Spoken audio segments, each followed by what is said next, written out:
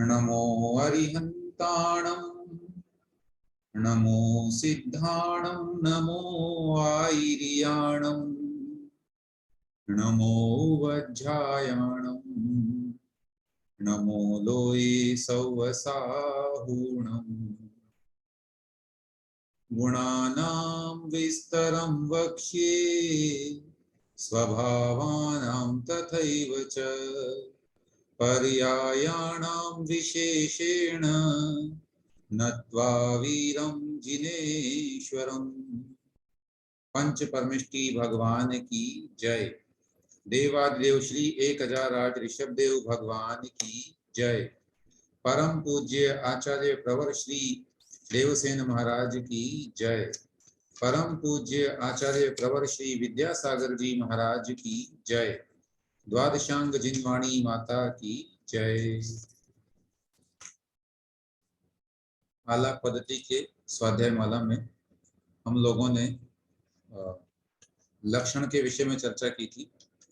लक्षण कितने हैं, या कि लक्षण का तात्पर्य यहाँ पर गुणों से लिया गया था, तो वे गुण कितने प्रकार के हैं, उसमें आचार्य महाराज ने सामान्य 10 गुणों की चर्चा की थी, जिसमें अस्तित्व, वस्तुत्व, द्रव्यत्व, प्रमेयत्व, है ना, और इसके उपरांत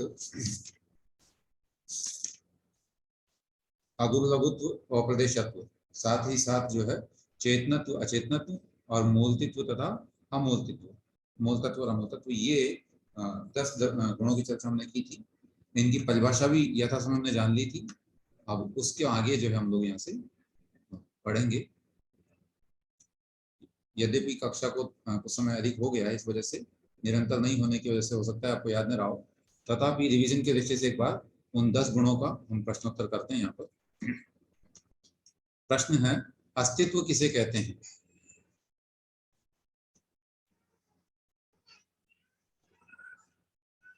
अस्तित्व गुण की क्या विशेषता है?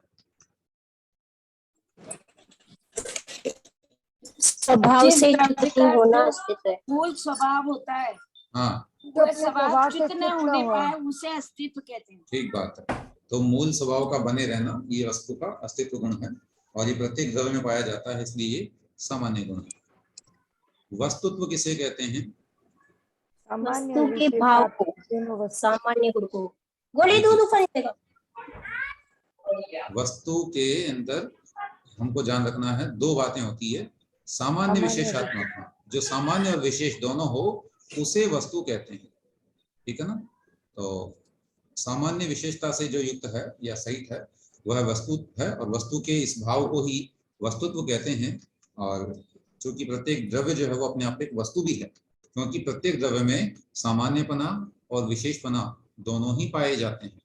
अतः प्रत्येक द्रव्य वस्तु होने के कारण से उसमें वस्तुत्व नाम का गुण है, और यह भी सामान्य गुण है। अब अगला प्रश्न हमारा है, द्रव्य का ऐसा कौन सा गुण है जो उसे जानने योग्य बनाता है या ज्ञान का विषय बनाता है?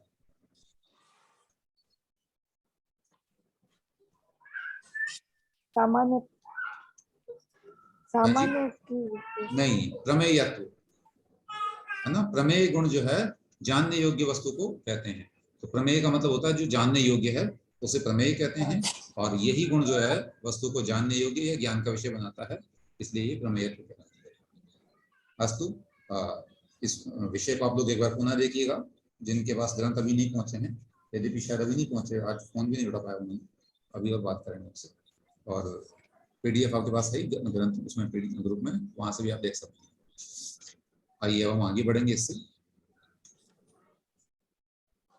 तो यहाँ पर इन गुणों की चर्चा हो गई, और इसके आगे जो है ये हो गया 10 नंबर सूत्र है। हाँ जी, वहीं जा रहा हूँ मैं, बस पहुंच रहा हूँ, ये आ गया। अगला सूत्र है, प्रत्येकमष्टौ सर्वेषाम्। प्रत्येकमष्टौ सर्वेषाम्, संधि विच्छेद करने पर इसमें 3 शब्द निकलेंगे, प्रत्येकम, अष्टौ, सर्वेषाम्। अर्थात प्रत्येक के, अष्टौ माने 8, कैसे? सर्वेषाम, इन सभी, जो पिछले सूत्र में चर्चा की गई थी, अर्थात जहां 10 गुणों के नाम बताए गए थे हमको, उन सभी के प्रत्येकम अष्टौ, अर्थात प्रत्येक द्रव्य में 8 गुण हैं इनमें से, ठीक है ना। अर्थात प्रत्येक द्रव्य में 10 में से 8 तो पाए जाएंगे, बाकी न पाए जाएं तो ये प्रश्न देखिए स्पष्ट हो गया है। पहले भी आया था कि भैया जी 6 गुण तो हमने देखे हैं, बाकी चेतनत्व, अचेतनत्व, मूर्तित्व और अमूर्तित्व, ये 4 जो है वो गुण ये कैसे सामान्य सिद्ध कर रहे हैं, इस पर चर्चा पहले की जा चुकी है।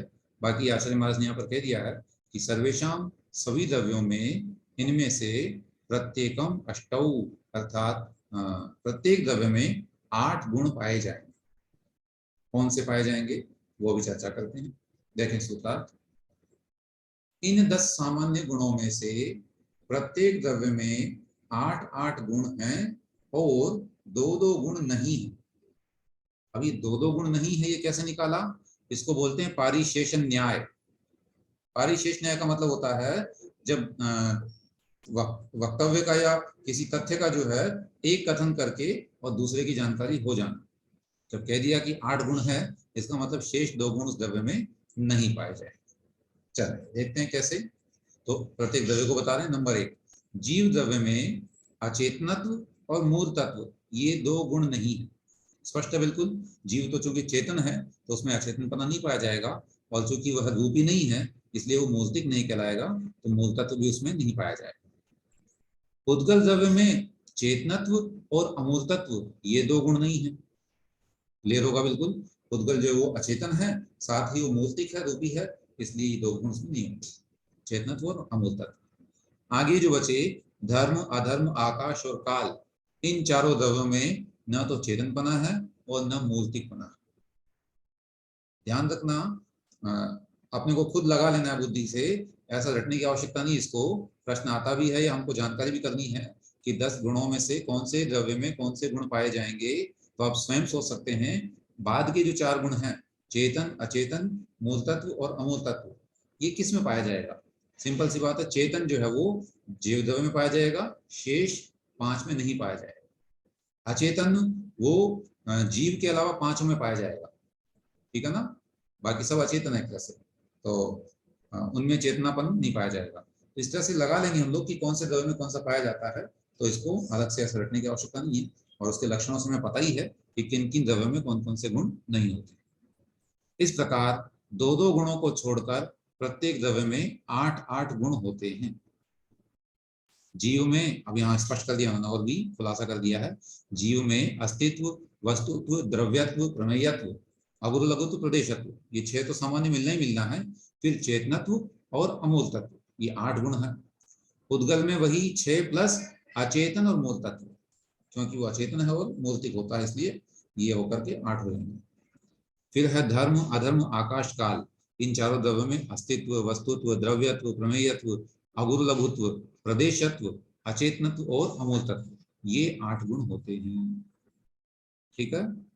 इस प्रकार से इस सूत्र तक हम लोगों को सामान्य गुणों की चर्चा की गई।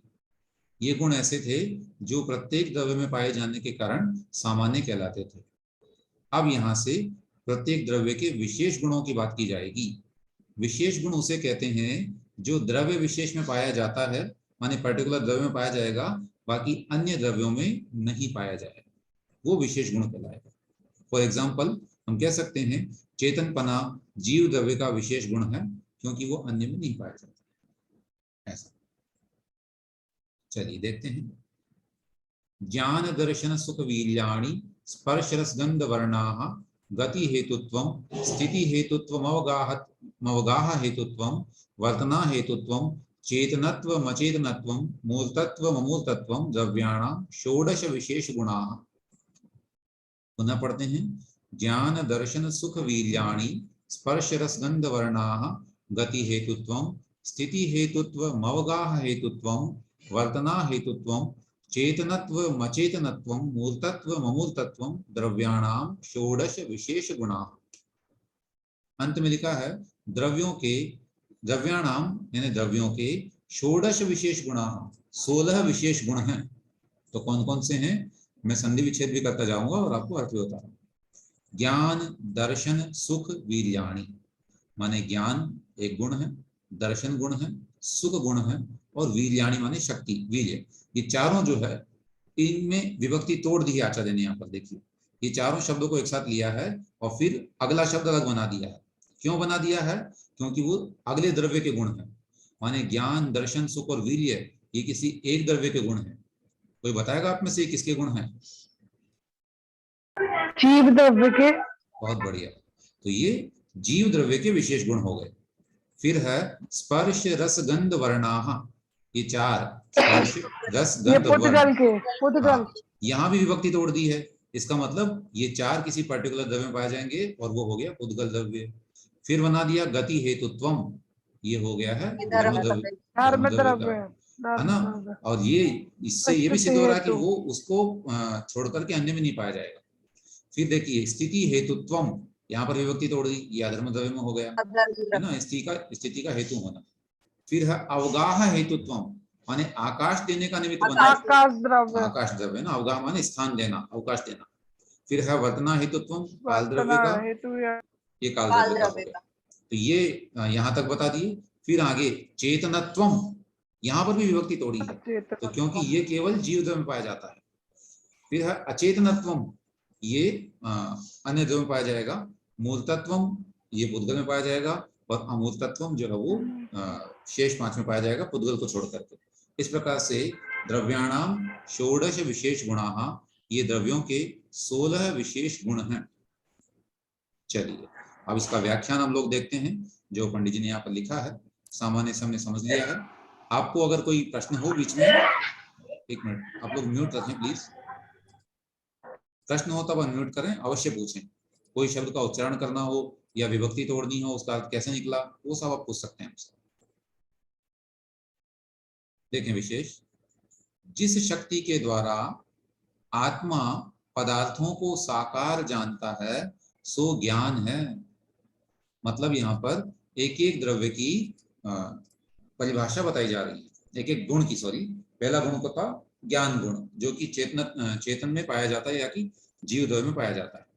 तो उस जीव द्रव्य के अंतर्गत कह रहे हैं कि जिस शक्ति के द्वारा हमारा ये आत्मा पदार्थों को साकार माने आकार सहित, है ना, उसको विशेष रूप में जानता है, सो ज्ञान है। साकार के दो अर्थ होंगे यहाँ पर, एक तो आकार और एक होता विकल्प के साथ में, सविकल्प रूप से जानता है उसको, है ना। हर चीज का तो आकार नहीं हो सकता है। जैसे मान लीजिए कोई शब्द है ज्ञान, अब ज्ञान शब्द की बात की गई तो उसके कितने भेद होते हैं, ज्ञान किसे कहते हैं, अज्ञान किसे कहते हैं। इस तरह से विकल्प के साथ में जो जानता है उसे ज्ञान कहते हैं। ज्ञान में विकल्प होते ही होते हैं। जैसे ही कोई जानकारी मिलेगी हमें उसमें से कोई और अलग से विकल्प हो जाएगा, इसको कहते हैं साकार ज्ञान। भूतार्थ का प्रकाश करने वाला ज्ञान होता है, अथवा सद्भाव के निश्चय करने वाले धर्म को ज्ञान कहते हैं। ये श्री धवला जी पुस्तक से लिया गया है, नीचे वाक्य दिया हुआ है टिप्पण में। एक बार साकार का वापस बताइए। साकार का मतलब है विकल्प सहित, इसको सविकल्प भी कहते हैं, ठीक है ना। ज्ञान सविकल्प होता है, दर्शन निर्विकल्प होता है, ठीक है ना। ज्ञान गुण और दर्शन गुण में ये अंतर है। तो साकार का मतलब है कोई चीज जो हमने जानी, उस जानने के उपरांत उसमें कोई ना कोई विकल्प होना, उसके और भेद प्रभेद या क्या, क्यों, कैसे, कब, ये सब जो विकल्प होते हैं इसको बोलते हैं साकार रूप में जानना। हाँ, तो अगला जो वाक्य दिया इन्होंने ज्ञान की परिभाषा वो लिखी है, भूतार्थ प्रकाशकम ज्ञानम। भूतार्थ का प्रकाश करने वाला, भूतार्थ माने सत्यार्थ, जो सच्चा अर्थ, सच्चा जो पदार्थ है ना, प्रकाश का जो वास्तविक स्वरूप है, पदार्थ का जो वास्तविक स्वरूप है उसको प्रकाशित करने वाला ज्ञान होता है। अथवा सद्भाव विनिश्चयोपलम्भकम ज्ञानम, सद्भाव के निश्चय करने वाले धर्म को ज्ञान कहते हैं। ये धवला पुस्तक जी से आया है और इस पर कह सकते हैं स्पष्ट कहा सकते हैं क्या साकार को? स्पष्ट नहीं कहेंगे, स्पष्ट तो जितना जान रहे हैं वो भी स्पष्ट ही है, दर्शन अस्पष्ट नहीं है, दर्शन सामान्य है ये हम कहेंगे। लेकिन आप जो कह रहे हैं स्पष्ट वाली बात है, तो स्पष्ट नहीं कह देंगे, वो तो प्रत्येक विकल्प उसका अपने आप में स्पष्ट है, लेकिन और उसमें विकल्प होते हैं, ये उसमें विशेष बात है। हाँ, आगे बढ़ते हैं। जैसे यहाँ पर गोमट साहब जी की कथा दे रहे हैं, उसको ज्ञान की परिभाषा, एक गुण में कितने विशेषता इन्होंने दी है, ये अच्छी बात है। जानैति काल सहिए दौव गुणे पज्जय बहुभे पचखम च परोखम अणेन नाणे तिणम वेन्ति। जानै त्रिकाल सहिए, जानता है त्रिकाल सहित, मैंने तीनों कालों सहित। द्रव्य गुणे पज्जये बहुभेये, द्रव्य गुण और उनकी पर्याय है ना, उनको भी कैसे बहुभेये यानी अनेक भेदों से सहित। जो द्रव्य हैं, गुण है, उनकी पर्याय हैं, उनको बहुभेदों के साथ में त्रिकाल सहित तीनों कालों की जो पर्याय हैं उन सबको पच्चखम परोक्षम च अर्थात प्रत्यक्ष और परोक्ष रूप से जानता है। अणेन इसीलिए नाणे इति नम वेत्ति, उसको जो है ज्ञान ऐसा कहते हैं। जाने को ज्ञान है ऐसा कहा गया। एक सेकंड, फिर से कोई ऐड हुए शायद। हाँ, तो अर्थ बना जिसके द्वारा जीव त्रिकाल विषयक समस्त द्रव्य, उनके गुण और उनकी अनेक प्रकार की पर्यायों को प्रत्यक्ष और परोक्ष रूप से जाने, सो ज्ञान है। अर्थात बहिर्मुख चित्त प्रकाश को ज्ञान माना है। पुनः एक बार इसको समझेंगे। गोमट साहब जी की जो गाथा है, गोमट साहब जी कांड जी की, बोलिए, ठीक है, आप सुनिए। यहाँ पर आचार्य कह रहे हैं कि ज्ञान किसे कहते हैं। ज्ञान ऐसा गुण है जो द्रव्यों के गुणों और पर्यायों को त्रिकाल सहित जानता है। माने ऐसा नहीं कि जो पर्याय बीत गई उसको जानेगा नहीं, नहीं, पास्ट की पर्याय को भी जानता है, भूतकाल की पर्याय को भी जानता है। फिर है भविष्यकाल की पर्याय बिल्कुल जानी जाती है। मुनिराज, अवधि ज्ञानी इत्यादि जो होते हैं, केवल ज्ञानी जो है भी सब भविष्यकाल की पर्याय को भी जानते हैं। इवन हम लोग भी कह सकते हैं कि भविष्यकाल की पर्याय को सामान्य रूप से जानते ही, ठीक है ना। जितना हमारे ज्ञान का विषय मति ज्ञान ज्ञान से भी भविष्यकाल की पर्याय को जाना जा सकता है। और इसी प्रकार से जो है उनकी अनेक पर्याय को भेद से ही जानता है, केवल एक नहीं, उसकी कोई लिमिटेशन नहीं है, अनेक भेदों के साथ में उसको जानता है। और दो रूप में जानता है, प्रत्यक्ष रूप में या कि परोक्ष रूप में। मतलब जो इंद्रियों से जानता है वो परोक्ष में, और जो साक्षात आत्मा से जानता है वो प्रत्यक्ष रूप से जानता है।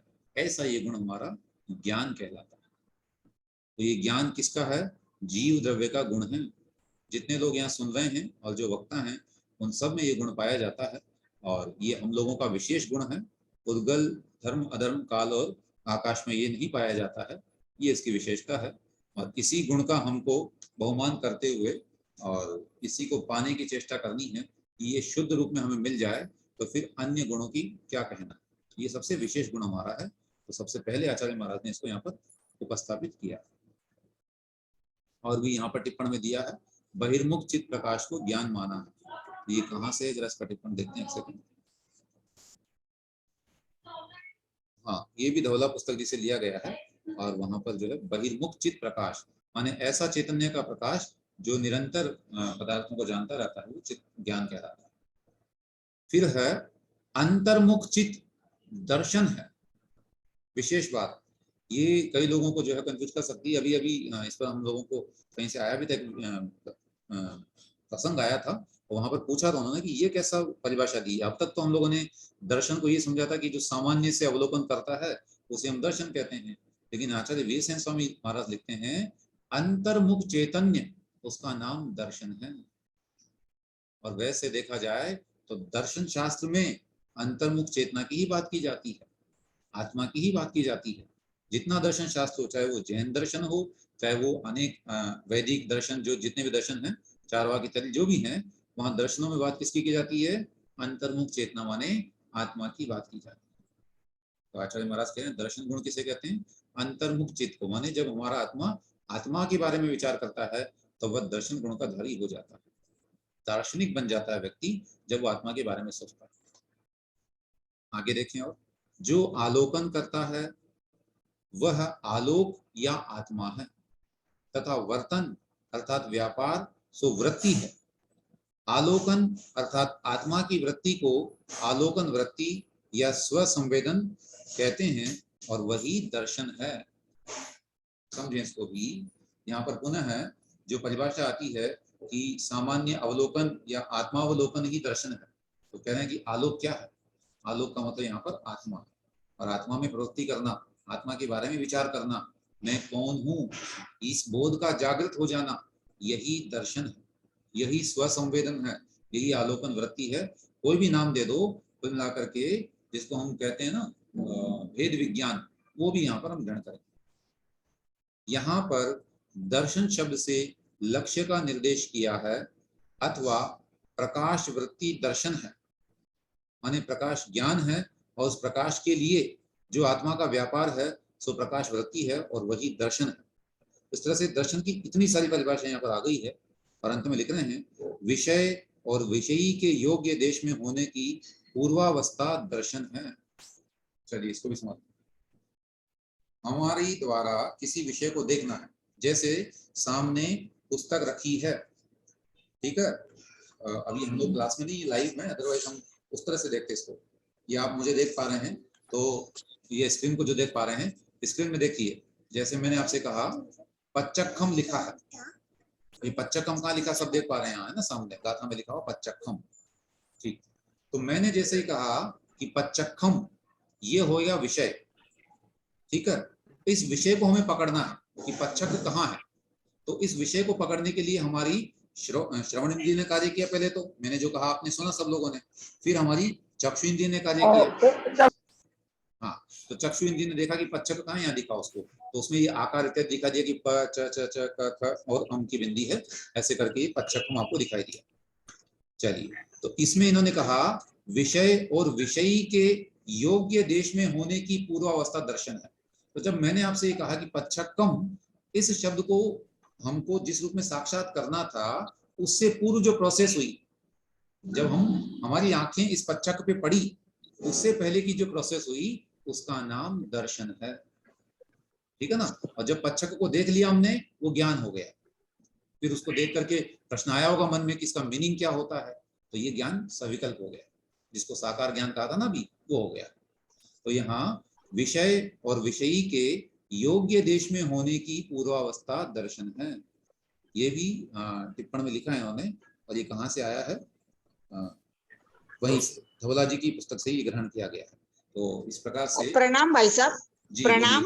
मैं बोल रही थी कि विषय और विषय के सन्निपात को भी दर्शन कहेंगे, विषय और विषयी का सन्निपात।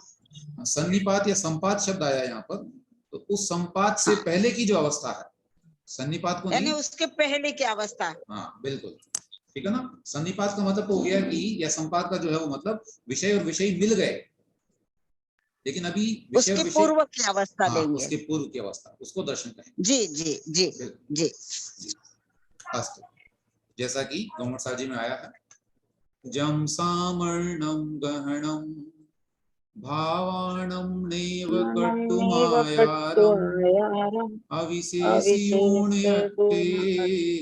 दंसनमिति वर्णते समये। जम सामर्णम, ये द्रव्य संग्रह की भी गाथा है भाई साहब, द्रव्य संग्रह की भी गाथा। रचयिता तो वही है ना, कौन रचयिता? नैमिचंद चक्रवर्ती जी। तो बिल्कुल वही ग्रंथ के रचयिता हैं। और उसमें थोड़ा सा मतलब मतभेद है कि शायद गोमठ साहब जी के रचयिता अलग हैं और इसके अलग हैं, लेकिन काफी कुछ गाथाएं मिलती हैं। सिद्धांत में इस तरह की गाथाओं को ग्रहण करना दोष नहीं, अभी तो गुण माना गया है कि बड़े बड़े आचार्यों के वाक्यों को हम उद्धृत करते हैं, ये बड़ी अच्छी बात है। जैसे हम लोग भी जब बोलते हैं तो गुरुजनों के वाक्यों का एज इट इज प्रयोग किया करते हैं, हालांकि उनका नाम भी लेते हैं, इसी बात को लेना चाहिए। तो ये है जम यानी जो, सामर्णम ग्रहणम सामान्य ग्रहण है, किनका? भावाणम यानी पदार्थों का, नेव कट्टुम आयारम अर्थात उनका आकार सहित नहीं, और अविशेष ऊर्ण अर्थात विशेषता से रहित होकर के अठ्य माने पदार्थ में जो ये ज्ञान ग्रहण होता है, दंसण मिधि भण्णादे समय, शास्त्रों में उसे दर्शन ऐसा कहा। हाँ, तो अर्थ हो गया सामान्य विशेषात्मक बाह्य पदार्थों को अलग अलग भेद रूप से ग्रहण नहीं करके जो सामान्य ग्रहण माने आत्म ग्रहण अर्थात स्वरूप निज रूप मात्र का अवभाषण होता है, उसको परमागम में दर्शन कहा है, अथवा सामान्य अर्थात आत्मा के ग्रहण को दर्शन कहते हैं। इससे एक और फलितार्थ हो रहा है, हम सब दर्शन की अपेक्षा से शुद्धात्मा हैं, सामान्य से हम लोग आत्मा हैं, तो तो हमको आपस में एक दूसरे में आत्मा दिखाई देना ये दार्शनिक दृष्टि है। और जब आत्मा से ऊपर उठ करके हम उसके पर्यायों के साथ बात करने लग जाते हैं तो ये ज्ञान की दृष्टि हो जाती है, हमारा ज्ञान गुण काम करने लग जाता है। ठीक है ना? और दोनों दृष्टियां अपने आप में ग्रहण करने योग्य हैं क्योंकि दोनों हमारे ही गुण हैं। चलिए, अब मैं आपसे ये करना चाहूंगा, पहले इतना विषय जो हमने पढ़ा है ये ऐसा तो नहीं कि कहीं ऊपर ऊपर से जा रहा हो, बिल्कुल से हम बोलते जा रहे हो और आप सुनते जा रहे हो, निकलता जा रहे हो। अगर ऐसा हो रहा है तो आपको रुकना चाहिए, पूछना चाहिए। नहीं, बहुत अच्छे से समझ में आ रहा है भाई साहब, बहुत अच्छे से समझ में। अच्छी बात है, ये तो आपकी विशेषता है, शायद आपको ज्ञान भी पर्याप्त है, लेकिन ये तो बात ऊपर से जा रहा है भैया। हाँ वही जिनके ऊपर से जा रहा है वो प्रश्न करें, वरना फिर आगे पढ़ने का मजा नहीं है। ठीक है, अभी पुस्तक भी सामने नहीं है ना, भैया जी वापस समझाइए। पहले पढ़ लिया या बाद में पढ़ लिया तो वो रहता है। कोई बात नहीं, भले ही हम एक ही सूत्र पढ़ें लेकिन हम पढ़ें उसको अच्छी तरह से, ये हमको ध्यान रखना है। एक प्रश्न क्यों ना पढ़ें भैया जी, हमें तो अभी तक एक भी वो समझ में नहीं आ रहा पूरा। नहीं, ऐसा तो नहीं। आप उत्तर दे रहे समझ में नहीं आ रहा पूरा। उत्तर आप पूरे दे रहे हैं, अभी प्रश्न जितने पूछे आप इन उत्तर दिए पूरे। उत्तर इसलिए दे रहे हैं क्योंकि हमने तत्व का पढ़ा ना, उसमें आया ये तो पूर्वाभास से। वही वर्णन है यहाँ पर। जैसे जैसे आगे थोड़ा ज्यादा अलग से कुछ नहीं ना, मैंने शुरू में कहा था ये बात तो कि तत्वा सूत्र जी में जो नयों का विषय है वही तो यहाँ पर बताया जाएगा, उसी की प्रस्तावना बन रही है धीरे धीरे। ठीक है जी, पीडीएफ के सहारे में पढ़ते हैं, उससे समझ में आ जाता है। आप समझाते हैं, पीडीएफ से देखते जाते हैं। जी जी जी, ठीक बात। भैया जी यहाँ से वापस समझाइए ना, अर्थात स्वरूप मात्र का आभासन होता है, उसको परमागम में दर्शन का ही वापस। चलिए दोबारा पढ़ लाते हैं यहाँ से। देखिए, दर्शन वाला टॉपिक थोड़ा सा डिफरेंट हो गया। सबसे पहले समझें दर्शन किसे कहते हैं। देखिए, दर्शन का मतलब होता है देखना, लेकिन यहाँ देखने से तात्पर्य आंखों से देखने वाली बात नहीं है। यहाँ दर्शन शब्द में जो है, वैसे चक्षु दर्शन और चक्षु दर्शन जो भेद आते हैं वो डिफरेंट है। यहाँ दर्शन गुण की बात की जा रही है, और वह दर्शन गुण सामान्य रूप से किसी भी पदार्थ का या आत्मा का अवलोकन करना, उसे दर्शन कहा है। मुख्य रूप से इस प्रसंग में जो हमने पढ़ा अभी, यहाँ पर जो व्याख्या आई है आचार्य वीरसेन स्वामी महाराज के द्वारा और गोमट साहब जी के द्वारा, जो विशेषता आई है वो ये आई है कि पदार्थों का और हमारी आत्मा का सामान्य ग्रहण, माने प्रत्येक व्यक्ति को आत्मा रूप में ग्रहण करना। हाँ, प्रत्येक वस्तु में जो है आत्म दृष्टि को देखना, द्रव्य दृष्टि को देखना, ये जो है दर्शन है। और आपने जो प्रश्न किया है कि कहाँ से, एक मिनट दोबारा बताइए, वो आप पूछ रहे थे सुमन जी। अर्थात स्वरूप मात्र का अवभाषण होना। हाँ ठीक है, अर्थात स्वरूप मात्र का अवभाषण होना। स्वरूप यानी अपने रूप का, अपना रूप कैसा है, हमारी आत्मा, उसके बारे में जो चेतना की जागृति है। जब हमारी दृष्टि आत्मा की ओर दौड़ती है कि मैं कौन हूँ, मेरा क्या प्रयोजन है, मैं इस विषय में क्यों पढ़ रहा हूँ, ये तो मेरा प्रयोजनभूत तत्व है ही नहीं, ये सब जो दृष्टियां आएंगी जिसमें आत्म कल्याण या आत्महित की बात आएगी, या जहाँ पर चेतना की विशेषता आ जाएगी, वही दर्शन शुरू हो जाएगा। ठीक है, आप स्वयं समझें, संसार में इतने सारे शास्त्र हैं, हम अगर दर्शन शास्त्र की अपेक्षा बात करते हैं तो दर्शन शास्त्र में किसकी बात की जाती है, आत्मा की बात की जाती है। उसी आत्मा को तो अलग अलग रूप में माना गया है, कोई दर्शन कैसा मानता है, कोई कैसा मानता है, कोई कैसा मानता है। तो जहाँ पर आत्मा की और तत्वों की बात की जाए वो दर्शन गुण है। तो स्वरूप यानी अपने चेतन स्वरूप का जो है अवभास होना, माने हमारे उस चेतना में उसका प्रकटीकरण होना, इसका नाम है दर्शन। ठीक है ना, बाह्य वस्तुओं का दर्शन तो दर्शन है ही। जी बोलिए भैया जी, दर्शन गुण समझ में तो आ रहा है, पर ये अपने ज्ञान का विषय कैसे बनेगा, क्योंकि ये तो इसका जो सूक्ष्म है बहुत टाइम पीरियड, तो ये बस ये हमारे ज्ञान का विषय कैसे बनेगा अपने सामने। देखिए, ज्ञान गुण अलग है, दर्शन गुण अलग है। एक बात आपका कहना है कि ज्ञान का विषय कैसे बनेगा, मतलब हमें समझ में कैसे आएगा, हमारे ज्ञान में कैसे जाएगा। तो पहली बात तो ये सूक्ष्म है, और सूक्ष्म का जो विषय है वो हमारे ज्ञान का विषय है नहीं। वर्तमान में जिस ज्ञान के हम धारी हैं उससे हम सूक्ष्म पदार्थों को जान नहीं सकते। ठीक है, आगम के आधार से हम उनको जान लेते हैं, रट लेते हैं, वो अलग बात है, लेकिन उनका अनुभव होना ये हमारा विषय नहीं है। सूक्ष्म पदार्थों का ज्ञान हमको भी नहीं होता। एक बात है ना। दूसरी बात अनुभूति का विषय है। अगर आप विचार करें तो ये अनुभूति का विषय तो बन रहा है, स्व संवेदन है। तो ये स्व संवेदन हमने कहा ना कि जब हम अपने आप को जान लें, ये हमारे अंदर आभास हो जाए कि मैं कौन हूं, मैं एक आत्मा हूं, मैं चेतन हूं, ये जो चिंतन है यही दर्शन है। ठीक है, ये तो ज्ञान हुआ, ये ज्ञान नहीं हुआ, ये अवबोध होना कि मैं कौन हूं। ये लिखा है स्व संवेदन, निज रूप का अवभाषण, अपने स्वरूप का कि मैं कौन हूं। ये ज्ञान तब हुआ जब आपको केवल रटवाया गया, लेकिन अंतरंग से जब आभास हो गया कि नहीं मैं तो चेतना हूं और मेरा इस तरह से प्रयोजन है, तो फिर वो जो है दर्शन के अंतर्गत आएगा। दर्शन। और अगर आप लड़ रहे हैं कि ये ऐसा है वैसा है, तो फिर वो अलग चीज। हाँ बोलिए। जैसे फॉर एग्जाम्पल रूटीन लाइफ में हमारे चोट लगी कुछ, पल भर के लिए हमें दर्द हुआ, फिर हमें लगा नहीं ये हमारे थोड़ी लगी है, तो शरीर के लगी है, हम तो इससे भिन्न है, आत्मा है, तो उस समय ये हमारा दर्शन गुण काम करता है। नहीं, एक मिनट, अब देखिए इसमें आपने जो कहा कि हाँ जब आपने आत्मा का ख्याल किया और उस समय कहा कि मेरा वो नहीं है, ज्ञान गुण तो दोनों साथ काम करेंगे, ऐसा तो कोई क्षण ही नहीं है जब हमारा कोई गुण काम न कर रहा हो। प्रत्येक समय में दर्शन गुण भी कार्य कर रहा है और ज्ञान गुण भी कार्य कर रहा है, बस उन दोनों के अंतर को हमें पहचानना है। इसको थोड़ा और क्लैरिफाई करने के लिए हम समझें, सम्यक दर्शन किसे कहते हैं बताइए। समीचीन श्रद्धान को, समीचीन श्रद्धान को, ठीक है। फिर उसमें अलग अलग बात अलग आ जाएगी कि द्रव्यों के या कि तत्वों के या फिर देवशास्त्र गुरु के, वो सब चीजें, लेकिन मुख्य बात क्या वहां पर है, श्रद्धान, है ना। मुख्य चीज है वहां पर श्रद्धान तत्व, तो वही श्रद्धान यहाँ पर आ रहा है ना। सम्यक दर्शन में भी हम देवशास्त्र गुरु को जान रहे हैं, लेकिन इसका मतलब ये नहीं कि केवल ज्ञान हो रहा है वहां पर, नहीं, वहां पर श्रद्धा भी हो रही है, उसका ही नाम दर्शन है। तो ये श्रद्धा, तो जो हमारा जो जैसे असाता के उदय के समय पे जब हम ये श्रद्धान करते हैं कि असाता तो मेरी है ही नहीं, ये तो मेरे से भिन्न है, तो वही हमारा श्रद्धान हुआ एक तरह से। हाँ, तो वो श्रद्धान गुण कार्य कर रहा है उस समय, ज्ञान भी काम कर रहा है, लेकिन अंतरंग से श्रद्धा भी काम कर रही है। जीव भिन्न है, पुद्गल भिन्न है, यही तत्व का सार, वही हम लेके चलते हैं। जैसे ये इस दर्शन गुण का फल है, सम्यक दर्शन का ये फल है कि हमारे अंदर वो चिंतन आता है।